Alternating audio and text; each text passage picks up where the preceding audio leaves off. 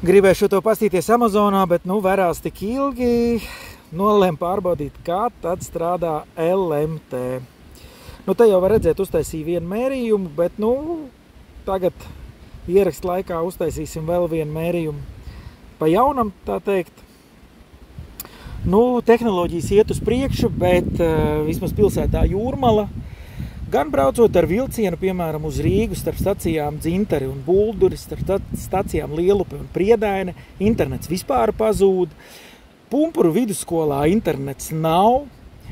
Jāceļ roka aktu zālē, lai kaut ko noķertu, ja tu gribi kādu bildi ielikt. Dubultu prospektā pretī mājai 71 internets nav. Melluža estrādē internets ir lēns. Un tagad sēžu dubultu pludmalē. Ne Majoros, nav tā, ka te apkārt ir pilns ar cilvēkiem. Es nezinu, agrāk šādi rādītāji bija, kad bija laikam, man liekas, vēl, kas bija pirms 4G?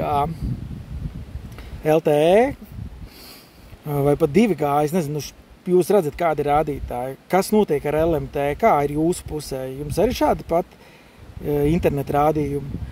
Tagad, man liekas, ja vēl valsts nopirks, tad būs kārtējais Air Baltica stāsts. Internets būs vēl lēnāks par šo, lai gan kur vēl lēnāk, plus būs miljonu zaudējumu.